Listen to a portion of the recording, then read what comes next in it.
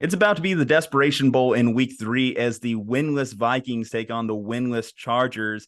And for the Vikings, it's another primetime loss that they're coming off of against Philadelphia. Now, Kirk Cousins, he's looked fine through the early goings this season. But if anyone thought that the Vikings were fugazi last year, they feel vindicated now watching them start off this season and losing a couple of close games to begin the year. Kyle, watching the Vikings through these first 2 weeks, you believed in them to win the NFC North again. Do you think that that's still a possibility? I have good news for Vikings fans this year at the very least, which is last year, the Vikings kept having these crazy comebacks. They were 11-0 in one-score games. That never happened in the history of the NFL. I'm someone who says that one-score games are basically like coin tosses in the NFL. So imagine flipping a coin 11 times in a row and coming up on heads every time. That's what the Vikings were last season. And the good news for Vikings fans this year is that it only took 5 days for them to make sure that you knew they are not good enough. It only took 5 days this year for them to let you know we do not have expectations for making a deep playoff run this year. They told you early that they're not good enough. And I still think they can win the NFC North. Just looking at the landscape, it's not all that good this year. Like I said off the top, if you told me any team in that NFC North went 8-8 this season, I would believe you. So no one's really blowing them out of the water. Through 2 games, no one's really blown me out of the water. If I were to reevaluate now, this goes against the rules of making predictions at the beginning of the season and judging based on small sample sizes. But the Detroit Lions to me look like a 10-11 win team. And if the bar is going to be 10-11 wins, I know damn sure the Vikings ain't reaching that. So the Vikings are probably in the fighting for the 7th wild card purgatory, in the mix. You know, like that graphic when the playoffs roll around that says like in the mix on the side. The Vikings I feel like they're firmly in the mix, like fighting for that 7th wild card spot, but also a game back with 2 to play. And they need like 3 tiebreakers to break their way to get into the playoffs. So that's starting to be the vibes I'm getting from the Vikings. One of the biggest issues that I've noticed with the Vikings so far is they are so pass-centric. They're so one-dimensional of a team. Through this point, their like rushing average is among the worst in the league. They have 69 total rushing yards through 2 games. They're averaging 0.77 yards before contact. So they're not really even getting pushed off the line in the running game. Now, they signed an offensive lineman this week, Dalton Risner. Hopefully, he can make some improvements for this team. Now, as I look at their decision to move off of Dalvin Cook without a adequate replacement to come in behind him, because Alexander Madison's he's been in the league. We more or less know what Alexander Madison is and isn't. He's a fine backup running back, but I never saw him truly as a starter. And I thought that the Vikings, if they were going to move off Cook, they should have at least drafted someone, right? So how do you evaluate their decision to move off Dalvin Cook, knowing that they have not been able to run the ball at all this year?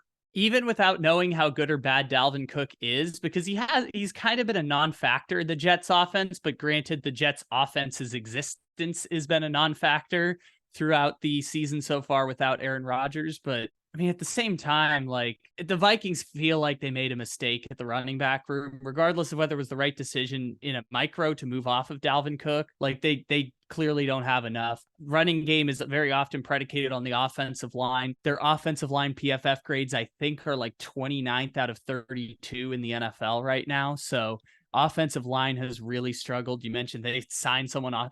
I'm surprised they weren't in the camp of like, we're going to sign Jason Peters. Cause anytime you see someone signing Jason Peters, it's like, oh, your offensive line is screwed. To expand on the Dalton Risner, because you mentioned PFF grades, he's not going to help them much in their run blocking. He's a better pass blocker than he is a run blocker. So his addition is even questionable in that respect, because they need run blocking. Unless they're going to literally throw the ball on 95% of their plays, they need some better run blocking to at least help Alexander Madison. I don't know how effective Alexander Madison's going to be throughout the course of the year, but if he's going to get like no help in run blocking and not get enough touches to really build up positive momentum, then that's not going to help him either. So is this just a beggars can't be choosers situation? It's just that we need anything to help on the offensive line at this point? Because I made this joke last Thursday when the Vikings played the Eagles, and that game was kind of topsy and turvy, but the Vikings would have you believe that their problem is turning the ball over.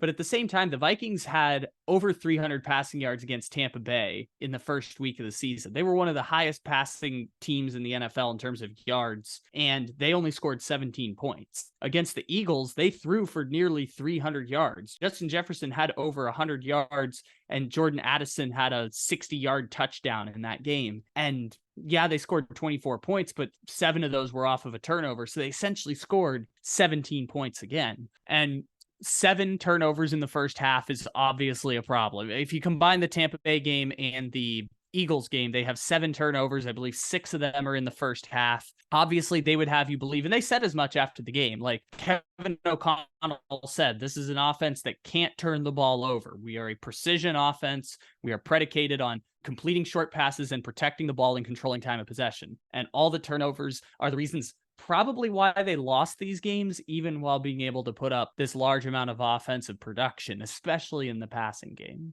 Well, with the turnovers, again, you mentioned, should we believe that it's just the turnovers? There has to be at least some regression to the mean. When you talk about 7 turnovers through 2 weeks, and you haven't had a turnover yourself, you have a negative turnover differential that leads the league. At some point, we do have to believe that the luck bounces back. And I know the Vikings are a team that at least last season was largely based on luck. Can they get any of that back? I mean, that's really just up to the football gods at that point to determine if they're going to have that.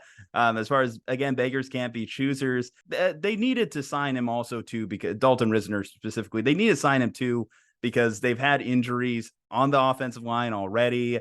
They're taking hits to an already battered offensive line. Kirk Cousins, this is a rough situation for him to be in too, because obviously this is a contract year. Determining what Kirk Cousins' next contract will be is going to be predicated a little bit on what happens this season. We've seen a lot of successful contract years, but this isn't looking like one of them. And when you look ahead for the Vikings, it doesn't help that their schedule doesn't really facilitate them getting back into the playoff mix, because they have games coming up against the Niners. Again, I mentioned this week they have the Chargers. The Chiefs are on their schedule. The Packers are looking a little bit better than we thought that they were going to be. They still have to play them a couple of times. When I look at the road ahead for the Vikings, I'm not seeing a lot of wins unless they get back to, again, some of that coin flip type luck that they had last season. And staring down the gun barrel of a 0-2 hole, it's hard for me to believe that they really can get back into this mix. Basically, you know, like when you consider the amount of teams too that have like went to the playoffs with a 0-2 hole, it's very thin. I don't think they're as good as last year's Bengals team. We talked about them in another video. They start 0-2 last year, went to the AFC Championship game.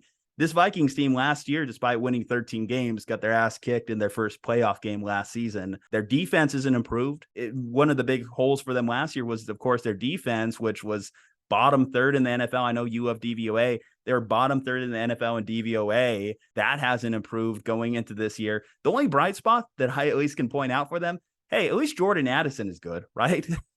Jordan Addison through 2 weeks is looking like he was well worth the pick. So that's at least a bright spot if you're a Vikings fan at this point. What is the thing that the Vikings do really well? Like, pass the ball. Can you think of pass the ball? But do they even pass the ball at a like top 5 clip in the league? I would say they at least do a top 5 clip in the NFC, which at least in terms of making the playoffs is a good start. But then, so the problem I would have with that is like, so what do they do really, really well? And it's pass the ball. They're one of the better passing teams in the NFC. They're going to need like league average play in other places to be able to get there. And the reason I said that like they still have a chance here is Detroit and Green Bay come up 4 times on their schedule still. They can get wins against those teams. They can win that division. Detroit and Green Bay are both 1-1. They haven't exactly been world-beating teams to start the season, although Green Bay has like a plus 17 point differential, despite the fact that they're 1-1. Meanwhile, the Las Vegas Raiders have a negative 27 point differential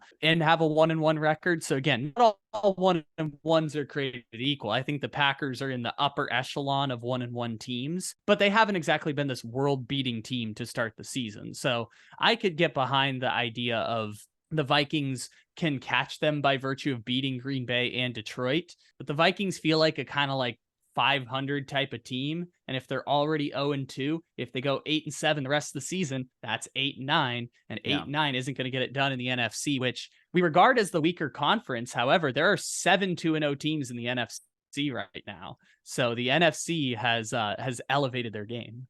And what I would say in addition to that is, even if they were able to survive the regular season, which I'm not very confident that they're going to be able to survive the regular season, can you make it to the playoffs? Can you win in the playoffs?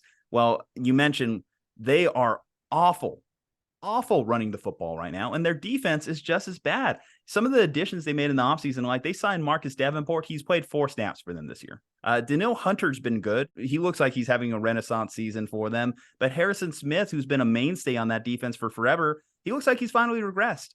And if Harrison Smith isn't good, if, again, Davenport isn't giving them anything, that defense that we already knew was bad is going to get worse. Them not upgrading the running back position is something that they might regret. And there's still people out there who, listen, they should go out there now and look what's available in the free agent market. If Kareem Hunt is still out there by the time this video is posted, go get him. If Leonard Fournette is still out there, maybe consider go getting him, because they need to get some sort of rushing attack going, even in addition to Alexander Mattison. Even if they're not taking over Alexander Madison's spot, at least to substitute in and give them a different look, because they need to at least variate their offense enough to where it's not just drop back pass, because eventually teams are just going to kill Kirk Cousins. Kirk Cousins has been a model of health in his NFL career, surprisingly, but he takes a lot of hits. And if you're just going to say, we're going to run the Mike Martz offense and he's going to drop back 10,000 times a game, eventually you're going to get your quarterback killed. Kirk Cousins is a little bit less surprising that he's made it this long without injury. He's very good at getting the ball out quickly in his hand, but at the same time, it's not going to make a difference. It's not going to make any difference for the Vikings this year, because you're plugging holes in a ship that is fundamentally flawed. Like, they don't have the star power on the other end to be able to match up there. And like I said, they can't run the ball. They can't stop the run. Their secondary is pretty mid. I mean, they need Harrison Smith to be the Hall of Famer Harrison Smith instead of just the average Harrison Smith. So we'll see what ends up happening, but I think it's really interesting that the 0-2 Vikings play the 0-2 Chargers, and you'll walk away from that game feeling gross about both teams, but one of them is going to be 0-3. Which of those teams is going to go 0-3 to start the season? We'd like to hear your thoughts in the comment section. Desperation Bowl 2023 Vikings Chargers. If there's any more of a more chaotic matchup than that one, you tell me. I want to hear it. Leave a like on the video, subscribe to the channel, follow us on all our social medias from Juju and Kyle. Stay safe, happy, and healthy. We'll see you next time.